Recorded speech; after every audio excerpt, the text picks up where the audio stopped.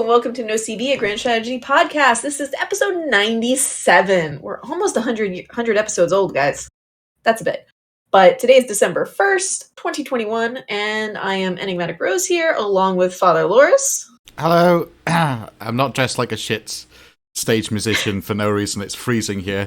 That's why I've got like a scarf and a jumper on. There we are. And then we have our guest today, Tanya. Hello. Alrighty, so we're going to start with some Victoria. Yeah. Oh, perfectly balanced. I mean, only if your comets or your skies be filled with comets. That would be perfectly balanced. Sense. Yeah. So start us Vicky. off here. Yeah. So this diary is basically talking about. Well, it's called The Cost of War, and it talks about the cost of war, shockingly. Wow, war costs things? I know, I right? thought it was free. Well, like, now it has, like, a proper detriment. Well, I think we've known this for a while now with Vicky, right? That, like, there's a proper detrimental impact on your economy when you go to war. It's not like EU3. I was supposed to say EU2 then, for some reason. Oh, EU4! That's the one. That's the current one. Sorry, I'm getting old and Come on, it's EU4. I even showed you this mug right before the stream started. Well, no, because it's mirrored, isn't it? So it's actually 6 on that one. So it's 4 Aporu. I don't know. Yeah, 6 Aporu. Something. Anyway, But I chirp you. City Skylines. Yeah. Do we talk about City Skylines much on this? I mean, like, I'm not a huge fan of City Skylines, if I'm honest. Not really. They are going to announce something big soon, they said. I mean, Chirpy could talk about it. We all love Chirpy, right? Yeah. Yeah. I'm one of these disgusting Give people me that a chance. really enjoyed, like, the SimCity that everyone hated, the recent one, that was multiplayer. Oh, I liked it, except I didn't really have people to play with. Oh, at the time. Let me know if you reinstall it, because multiplayer in that is amazing. It's genuinely. When would really I fun. have time? Oh, that's a good point. Yeah. Unless I did a stream or something. Oh yeah, yeah. That'd be interesting. It could be good. Fill a region. So is that a stream of City Skylines or SimCity? SimCity. 5, yeah. Right. I think it's on Game Pass now, so... Yeah, I've got it. Actually, I bought it before it came out, so yeah. I got the apology game from it being so buggy. So I now own Plants vs. Zombies because they got it for free. Yeah. And the expansion's great too, like the sci-fi one. Anyway, it's not SimCity. A, it's an unpopular game, and B, it's not it's not the scope of a podcast, I guess. True. Talking but about I mean, what are we without tangents? True. Anyway, yeah, Vicky. Yeah, so there's a proper cost of war. We've known this for a while. Like, there's going to be like people coming back from war and they're not going to be able to work. They're going to be dependents. War itself is going to cost a lot. And this diary is basically talking a little bit about it and talking about where the pops are coming from. Depending on your laws, for example, you can have militias. You can conscript your general population. Obviously, that's going to be really bad if you've got conscripting loads of people from your factories and then they all die and then no one's working in your factories anymore. Or, of course, you can have a regular army. I mean, that did happen in real life. And then the women went to work in the factories and then they got the vote. Mm-hmm. Yeah. Yeah, well, that's one of, like, hopefully one of the things that comes out of this, like, political changes like that. Certainly was First World War had a really big impact, so hopefully Vic 3 can also go along that path. Yeah. And then we get to take a look at the 3 types of armies. Mm-hmm. Regular army, national militia, mass conscription. I'm sure that goes over well with some people. Yeah. Yeah, because they get supported by different interest groups, right? Although, showing here, it looks like 37% of people like mass conscription. Yeah, I'd be interested to know if, like, it changes per country.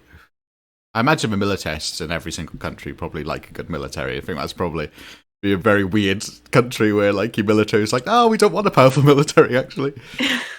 It is the same percentage as regular army in this case. Yeah. So maybe it's the same groups that. Okay. Does it say what? That, yeah. So like the ones that support it, obviously, yeah. So it's basically just the interest groups, and then the grey one is the neutral. Yeah, interest groups. Yeah. What's the tree again? I'll have to go back and look at the icons. Like the workers, like a national militia, I guess. Apparently if you do conscription... No one likes peasant levies anyway. A conscription center appears. Oh, and then you lose your pops stop working. Yeah. In mass. That I feel like that would hurt your economy. Yeah, absolutely. I imagine it's probably essential if you're fighting a big war, right? I mean, if you're fighting for the survival of your nation, you might not have a choice. Yeah.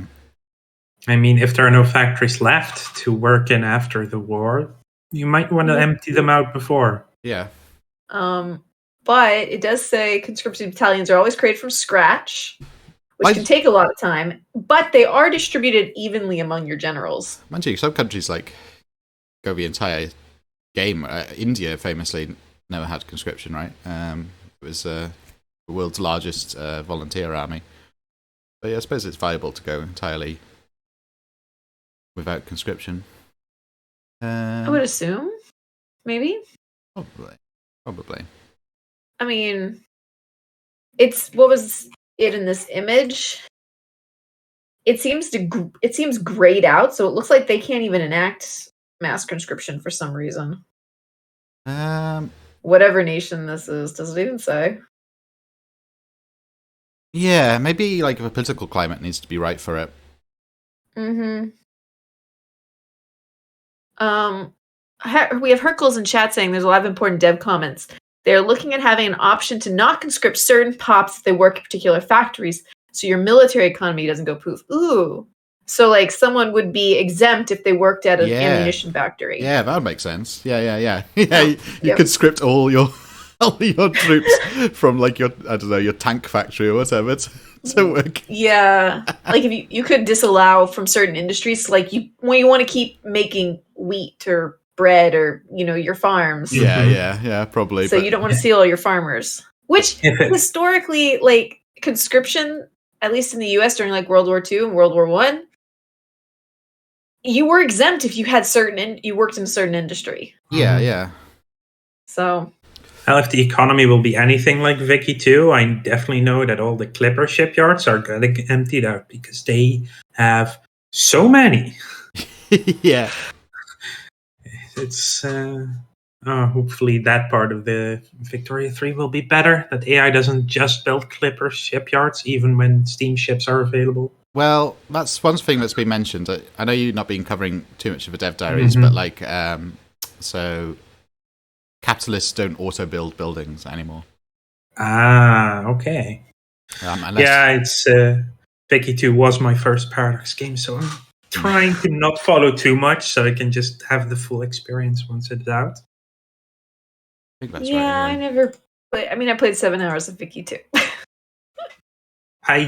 Before I did YouTube and stuff, I made a Vicky 2 AAR on the Paradox forums, so I like that game a lot.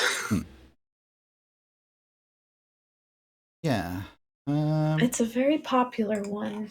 Well, I wouldn't say hugely popular. It's not mainstream popular. Yeah, it's niche popular. Yeah, which here's hoping that Vicky 3 will be more mainstream without, like, losing... Because one of the biggest hurdles that I found with Vicky 2 was just trying to understand the game, learning enough of the game to actually have fun playing the game. Yeah, I think... Even CK1, which is almost just about as bad UI-wise, even when you wouldn't know what you were doing, you were still getting random events and being like, oh my god, why did I die? Who murdered me? Yeah. You still had silliness. It was Colonel Mustard with the candlestick in the foyer. I thought it was Miss Peacock with the lead pipe in the ballroom. Ooh, spicy. But yeah, with Vicky too, definitely. And you had to really find your own fun in it, which is one of the core things in Paradox games. You set your own goals, and when you've accomplished them, you've finished your game. But in Vicky 2, because there's so much less importance of the warfare, it becomes a different game, and they are really trying to translate that into Vicky 3. And I'm not completely oblivious to what they're trying to do, of course, but yeah. So I heard Lambert's rants on the war mechanics, and I'm like, I'm actually liking this. I want to see where this goes.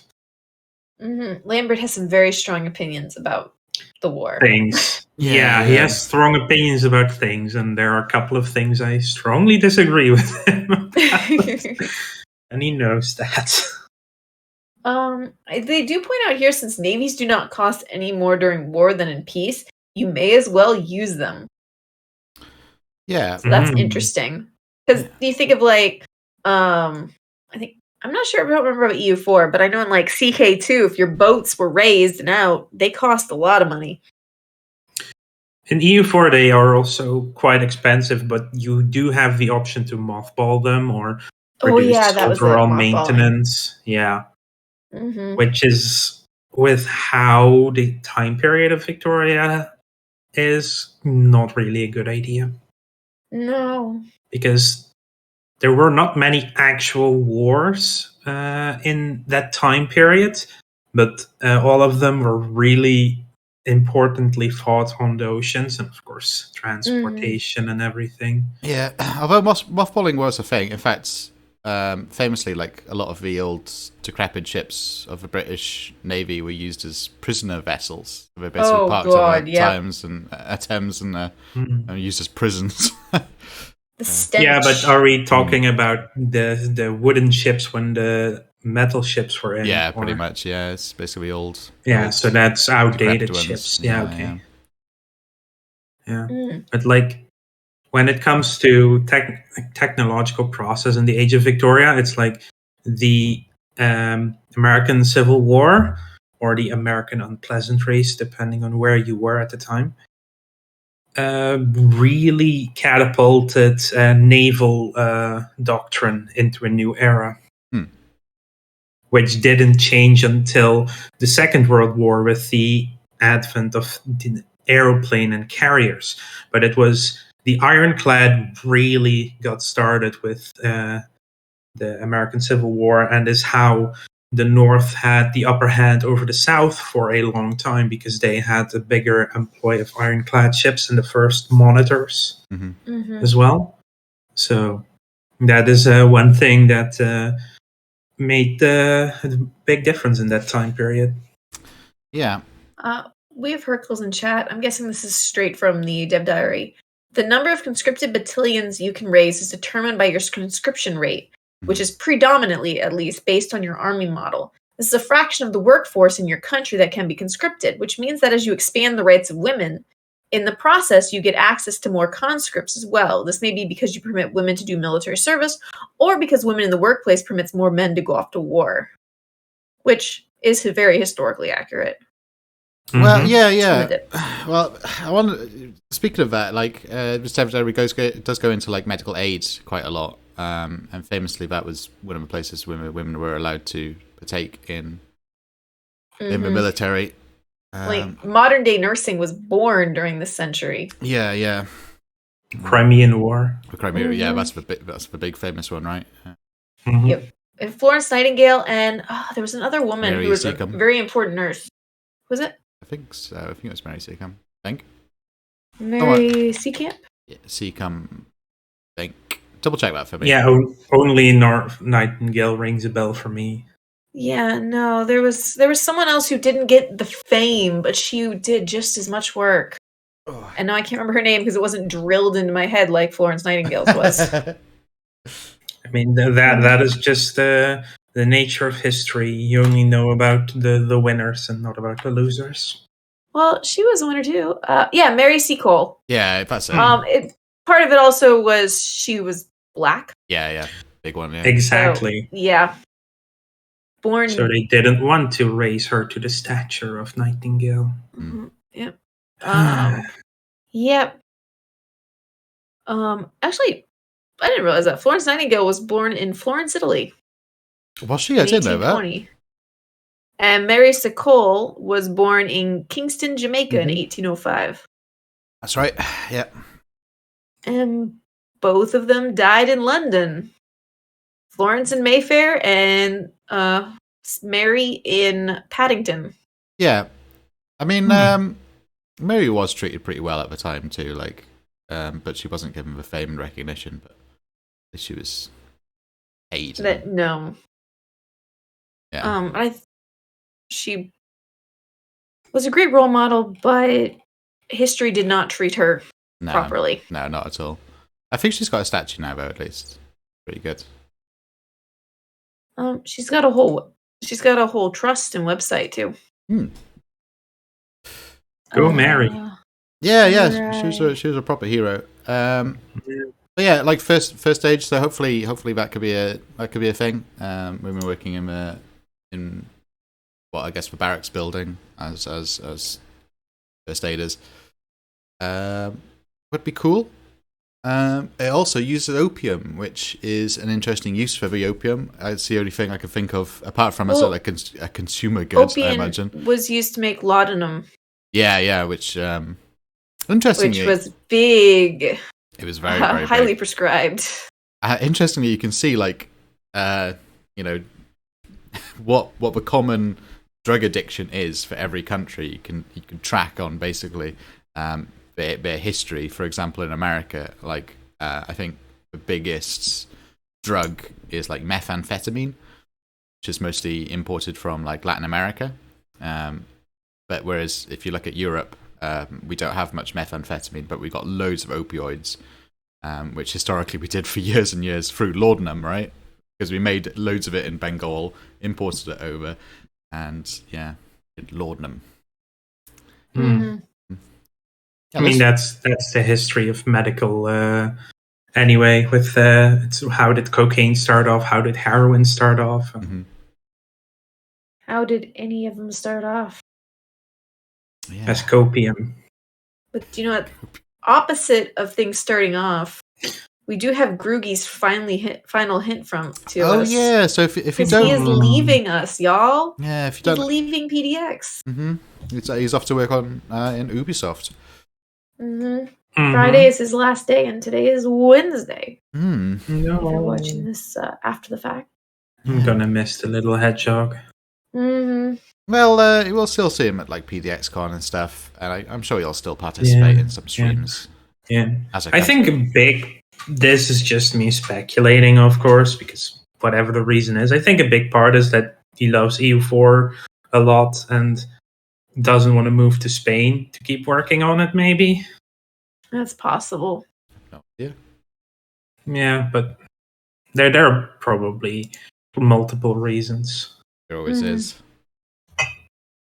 Yep, but yes, there's no more Groogy. Let me share his goodbye tweet if anyone wants to go leave it another heart. Yeah. I wish him well. He's a really absolutely charming bloke. Really, really stand-up guy. It'd be a shame that Paradox is losing him. But off to work at Ubisoft. Who knows what game he's going to be working on it. And obviously wish him all the best. Yeah, all the best. Yeah, I was meant to say something else. All the best, but yeah, all the best. Wish him all the best. Luck, I was meant to say, but it's not really luck, really, is it? Yeah. No. Wish him all the best. Wish him the best in the future. Yeah, there we are. Nailed it. You finished. That's a good sentence. I can't complete sentences. But this lovely teaser he gave us about the Australian Socialist Soviets. Yeah. He pulled that out of a dark hole, didn't he? Yeah. The Soviet workers have established worker councils, states where the workers are entitled to the sweat of their brow. Yeah, we get to look at some cool, like, dynamic flags, too. Look at those. Mm-hmm. Big fan of those. We are still impoverished, though, the workers. So... It does have to do with how he set it up. It's not like an actual run game. He just set it up to show it like this with the socialists. So he said something like, it's still 1836 or something in the screenshot. So yeah. It's not from actual playing the game, which they probably would be better off at this point. Or not, even worse. Yeah. Well, I'm more we do have interested Valorgain in chat saying, and we have Hercules too, why the term Soviets is that is a Russian term. I'm interested in worker council states. I hope they aren't all called Soviets, though. I mean, we all call them robots, and that's also a Slavic term. I mean, it's just the name of the thing, and some names carry over into other languages. Mm-hmm. Yeah, I think it's a good point though, because like no one uses Soviets apart from the Russians, right? No one would call a worker council in Spain a Soviet, right? Probably not. I do like this chain of comments. Someone asked Groogy, "How are you playing this?" Groogy, of course, replied, "I work on the project." And someone else asking, "Can you still play it at Ubisoft?" And Groogy saying, "Hopefully, if they forget about me." I'm sure they will. Fine. Yeah, they didn't change his passwords. They'd probably make him sign an NDA or something, though, if they let him keep it. He probably already has it signed. Yeah. That's true. Maybe something different, or maybe adding on more strict. Who knows? This industry is very incestuous, so like, I don't think anyone's gonna say, "Oh, can't let Ubisoft know," because everyone working at Creative Assembly pretty much knows what Paradox is working on. Everyone at Paradox knows what Creative Assembly is working on, and they're like direct competitors, basically. So, but they may not want them actually playing it. I mean, they can literally throw a copy of the game to the other side of the street, and yeah, and they do. Or they could. They moved, didn't they? Since then, I don't know. I think they did. Yeah, it's been a long quarantine. I don't know where the new offices are, but yeah, the industry's very close, so I'm sure it's absolutely fine. Yeah. Talking about incest. What I'm more interested in... We have another teaser from Martin. Yeah. We're going to Burma teaser versus first. Siam. And I want to say something more about the screenshot, which is, I think, more interesting. So it's like Australia is balkanized, right? And presumably that either means there's loads of tags, or, there's dynamic tags for breakaway states. That makes sense? You see what I mean? Like, I assume each one of those areas are independent states, right? Maybe. So maybe there's just loads of tags in Wiki 3. So who knows? But yeah, we've give me a second. We have got Martin's teaser, which Burma versus Siam. Yeah, it's basically interesting talking about naming convention. Considering it's nowadays Myanmar. Yeah, at the time it was Burma. Myanmar is pretty much post-independence. It's hard to say, really. It's very complicated what the Burmese call themselves. But there's so much complicated, yeah. Yeah, here we can see everyone seems to have pretty good war support. Yeah, so basically tomorrow's Dev Diary is going to be about the lead up to war, right? Which I hope assume, or peace deals. Yeah. I hope that Dev Diary is going to be all about making peace. Oh, peace. Sorry, yeah. Yeah, that's what he said. All about making peace, just not putting people in pieces. Yeah. Yeah.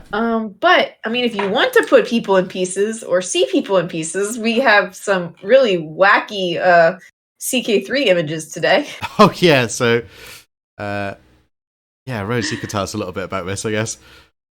I'm still looking at the peace deal, trying to figure things out.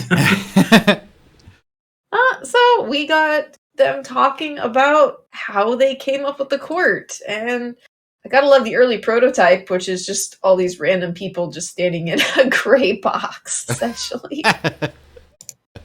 You notice here that the child there has a normal sized head, but if we scroll down a bit, way down, one of the bugs was, of course, the baby big head. It's great, isn't it?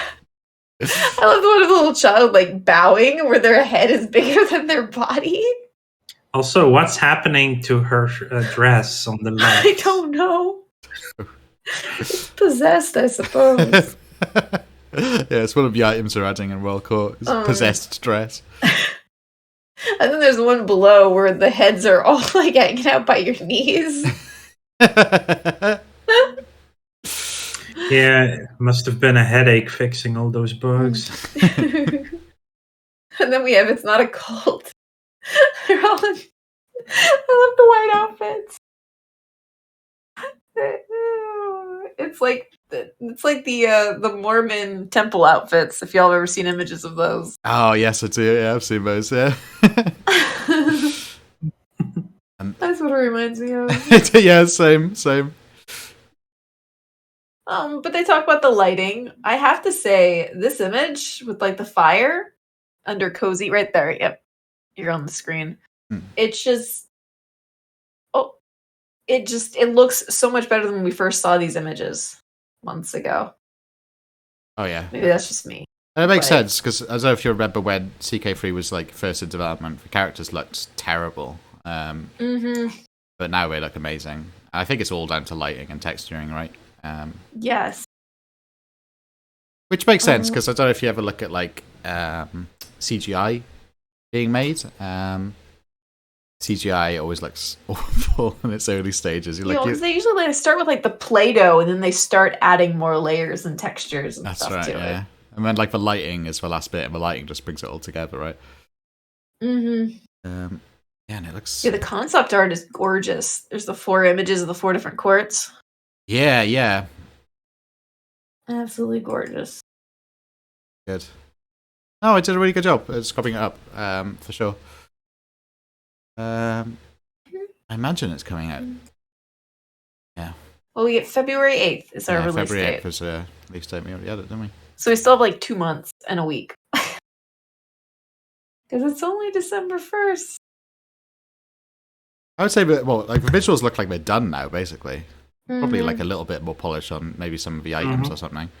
But if they solved all the bugs, probably just like gameplay, fixing bugs that way. Yeah. I'm sure, they don't want to Leviathan.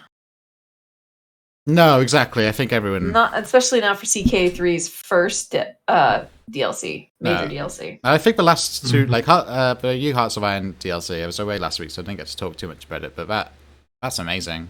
I mean, there's a few bugs in it, but pretty much works pretty well, actually. I'm really enjoying it. And the bugs that are present, like the transport plane thing, is fixed already. So I hear that some people are still very confused about how civilian trains work or something. Yeah. I mean, it's a bit of a learning curve. It took me a few hours to like get used to it and bash my head against it, but once you understand it, it's pretty simple. Yeah, they go from the capital to the supply hubs, and from the supply hubs, the trucks or the horses take them to the troops. Yeah, that's basically it. And I'm not even playing the game, I've only been watching it. So do y'all have any thoughts on the new expansion? I mean, go ahead. Oh, I love it. I'm a huge fan of it. Adds a lot of direction to war. The most fun I've had on it so far is fighting and doing a Russian civil war, and basically it's all about like conquering along the rail lines, which makes sense because that's what it was during the first Russian civil war. You're fighting along Siberia, and you're basically trying to take a train to Moscow, essentially, and not really caring about the Soviets' hinterlands in Siberia because A, your supply is terrible, and B, like there's no supply to capture either. So yeah, you go down the trains, which is the way things go. So I imagine I haven't played as like Germany or anything yet, but I imagine like going down the trains to capture Stalingrad, or if you're playing with Soviets and fighting against Germany, something really good to do is like I've done that. It's like smash up your own trains. It really helps a lot as you're pulling back. We have Nordic Monkey saying that they're very happy with the new supply system, but waiting for something like this since promises of more accurate supply announcements in Hoi 2. That's been a long time. Yeah, that's before I even played Paradox games. I've only seen anyone play Hoi 2. I've seen our AARs because our Darkest Hour is still very popular. Yeah. Anyway, I've only been watching some people play the new expansion, but it's been really fun to watch as well. And everyone is very, very happy about the trains. Everyone loves trains, especially when they run on time. And it feels like, even though I haven't played it, it feels like the game is completely new again with how the supply system works. So people are figuring things out, replaying nations and stuff. And but on top of that, it's also one thing that bothered me for a long time is the bloat in the research. And they've also fixed that by moving army doctrines off of research into army experience. Yeah. And that really streamlines the game a lot more as well, and also adds more depth again. Yeah. It's really good playing as Japan now, because it used to be the case where you could like really focus on your navy and like your navy doctrines and stuff, and then beat the American fleet without too much of an issue. But now America's and then your land was shit. Yeah. Well, yeah. I mean, but it was only China, right? So you could normally do pretty well. But I once I remember one Hoi 3 game where I was playing Japan and I drove my tanks into Moscow from the wrong side. I naval invaded the Crimea from Japan. Yeah. to help the Germans. So fighting Russia now as Japan is really interesting, because you can pretty much you can take Vladivostok and you can cut off the supply pretty easily by marching out of Manchuria. But then, oh my goodness, fighting through Siberia is really hard, and you have to build the railways, and it takes so much investment, which would make sense. So often it's better just to capture your key objective of Vladivostok and then I'm done. And then just hold out for a little while. Because by that point you're probably fighting America, or but if you're fighting America and Russia, you're pretty much buggered as Japan. But it's pretty good. But yeah, like now obviously with the naval stuff you have to train your navy. Japan has real problems with getting fuel. America doesn't. America just train their navy and get all their doctrines, no problem. So America's navy is actually very advanced, which is historical, obviously. America's navy was just a much better quality than the Japanese, and the infrastructure and the doctrines that they used were better than the Japanese. So now you really do feel like you're fighting an uphill battle, which the Japanese almost certainly was. And they lost, obviously. Spoilers for World War II. Yeah, the biggest spoilers in history. Yeah, big fan of it. Well, people here are also a fan of EU4. And before we jump into y'all's favorite mod, we do have the EU4 LAN party in, 2 weeks? A week and a half? Yeah. Isn't that next weekend? Yeah, the 11th and 12th. Yeah. From 10 to 10 CET. Whatever that translates to you.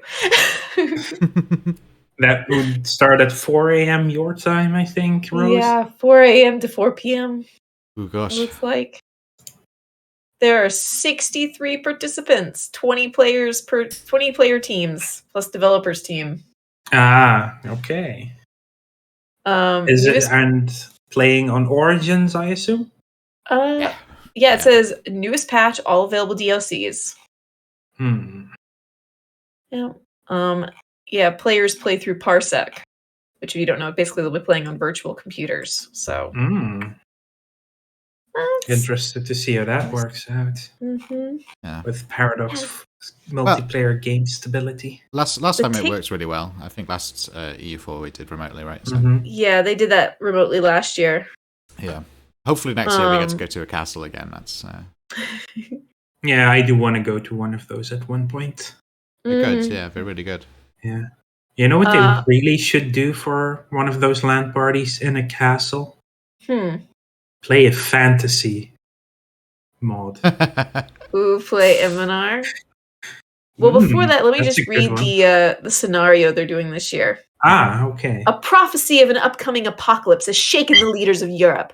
The prophecy speaks of a great war that will end history, but some believe that this disaster can be avoided.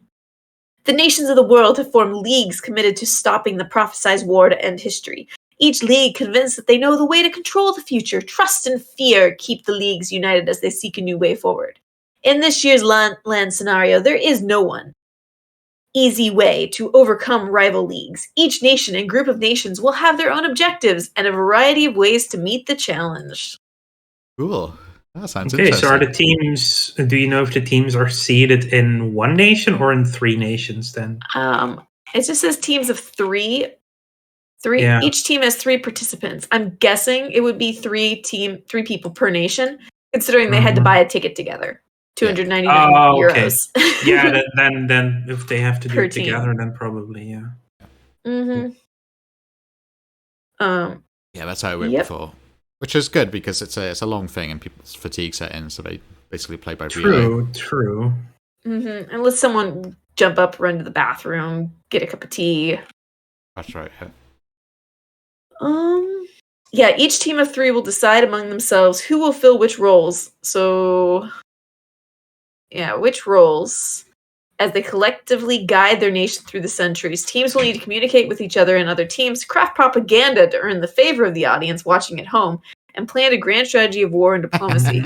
The event will be streamed via official Paradox channels. Communication will be done through an official Discord channel. Mutual respect and good sportsmanship are essential to the LAN experience. Yep, so be nice. Cool. Yeah, look be forward nice to it. And don't scream in chat, "Where's DDR Jake?" Which I think that happened last year. Anytime he wasn't on there commentating, people were wanting him back. Give the poor guy a break. He can't stream for 20 hours. I know. But man, he summons energies.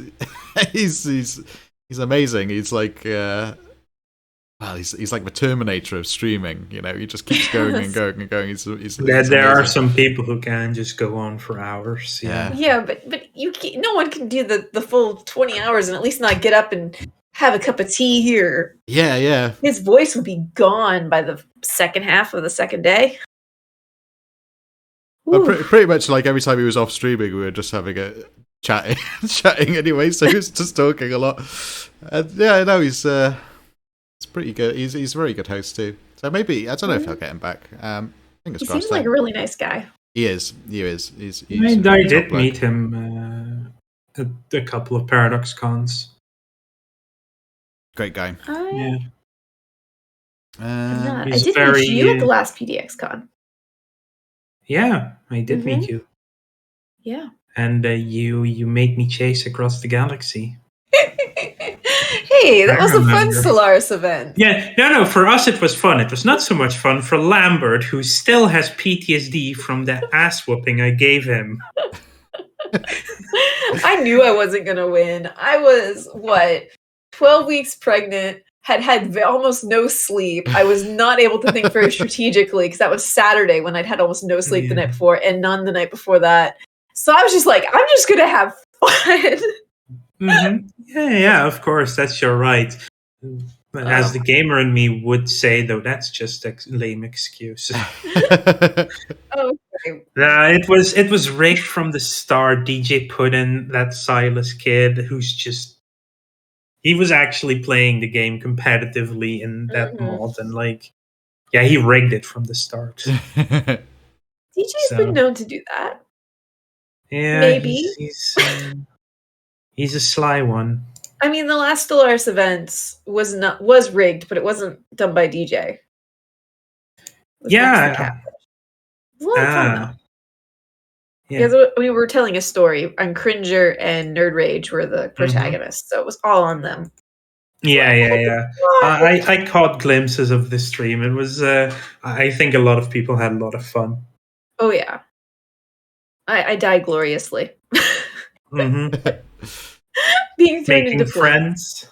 Yes, that our friends betrayed us. Yeah, it's going to be interesting. Lambert is starting a Stellaris MP, casual MP next week. Oh, it may start casual, but they never end casual. No, they don't. And I'm in it too, so. Oh, good luck. I don't need it. Not in Stellaris, anyway. Yeah, as long as no Virtue's not around. Mm-hmm. She will run over anyone. Or Stefan Anon is pretty good too. Yep. I don't think I've seen you play against the two of them deliberately competitively on an open field. No. I'm not interested in that level of min-max. Yeah, like I automatically min-max, but I will still do RP stuff.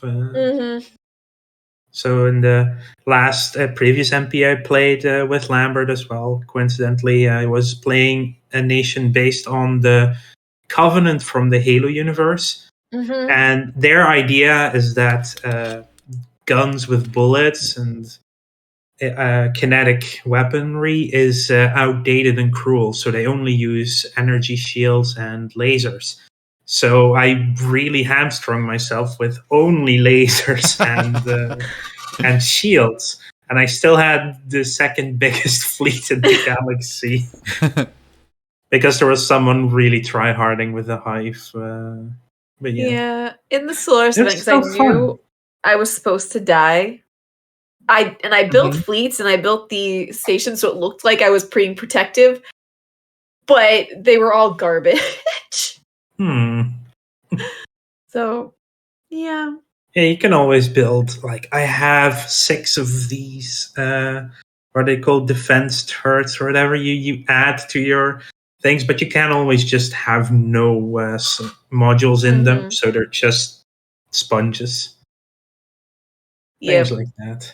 Things like that. Well, I mean, not everything is light and dark, but there is a light and dark update coming to Amazon. It's released last Saturday. It has been released now.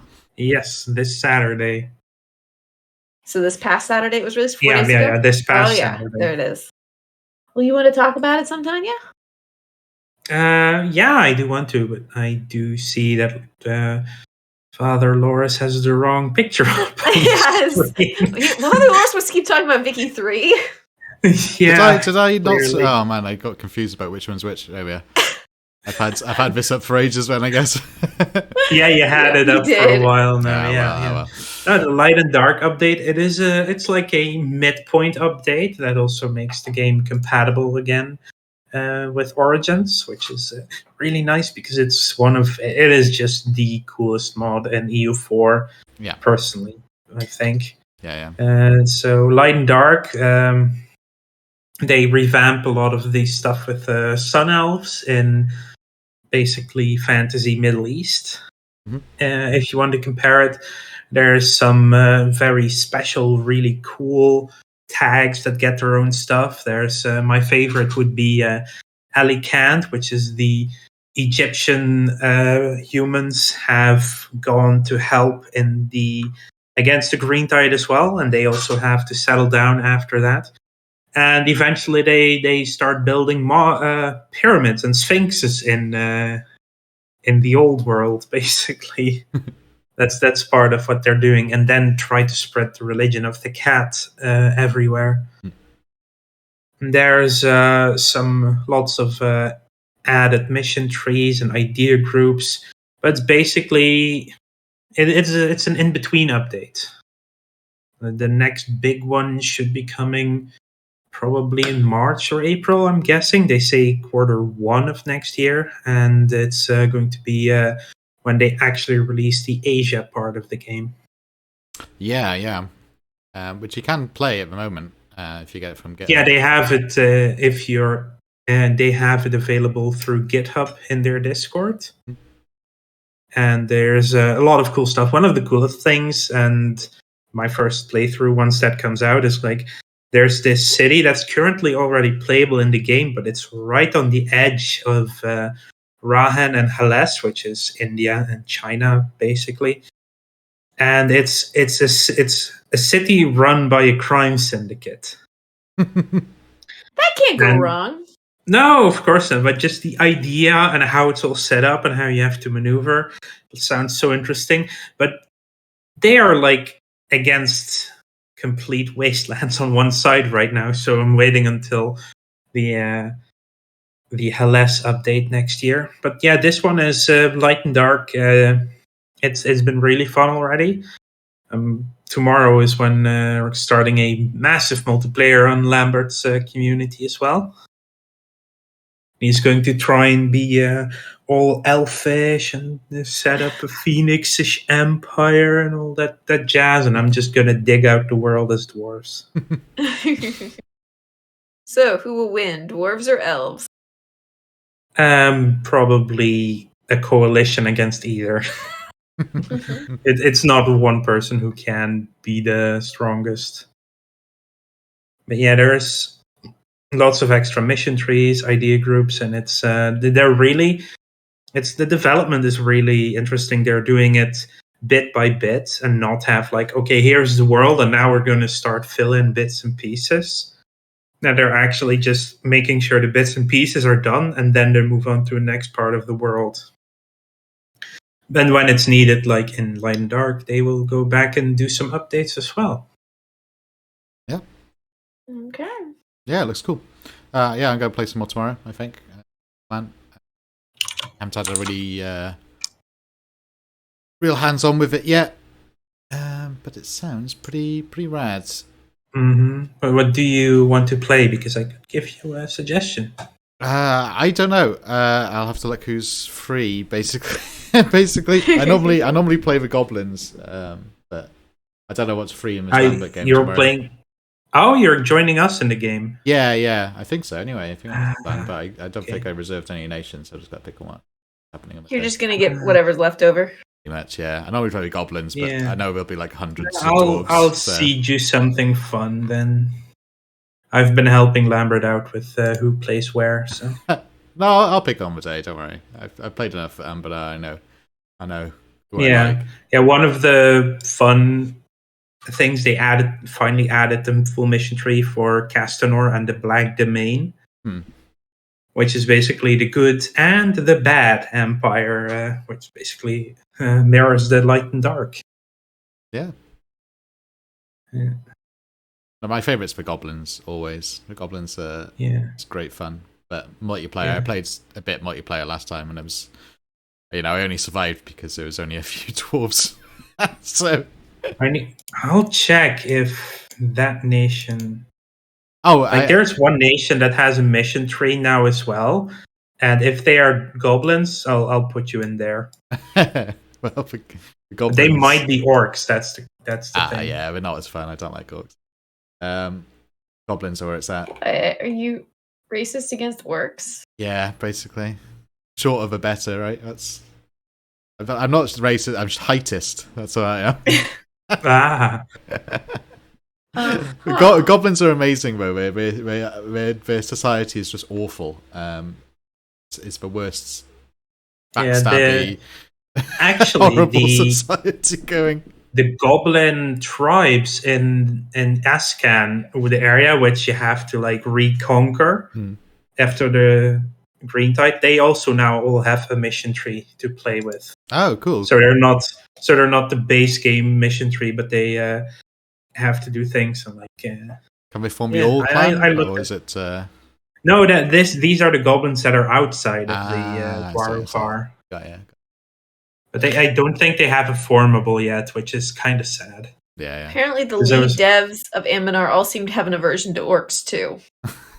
Commander Faceless says. I mean, the entire slavery in Anbenar is just orcs getting enslaved left and right.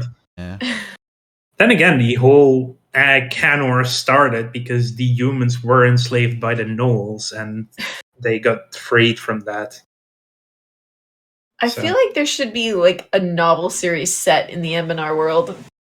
I mean, I just want to play a D&D campaign in this world, you know?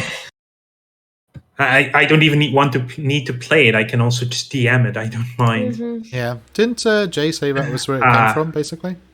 He started it as his university dissertation. That's right, yeah. Well, my Fall from Heaven, I'm thinking of Kyle started it.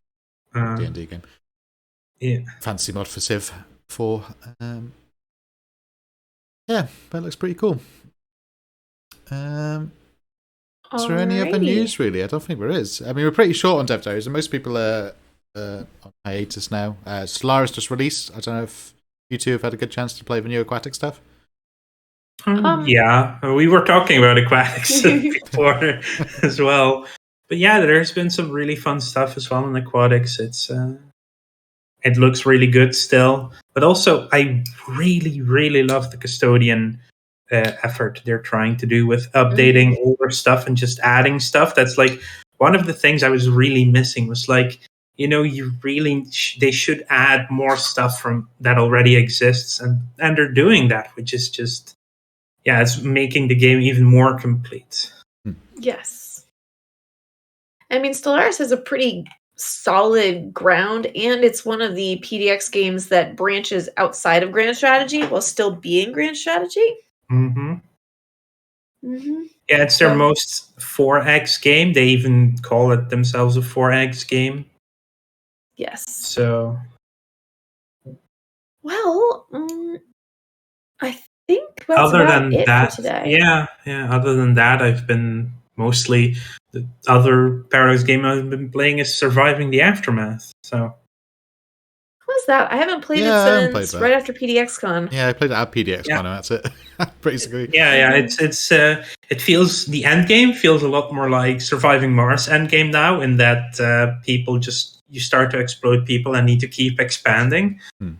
But because you're not stuck to the domes, it feels a lot easier to do that actually, which is kind of nice.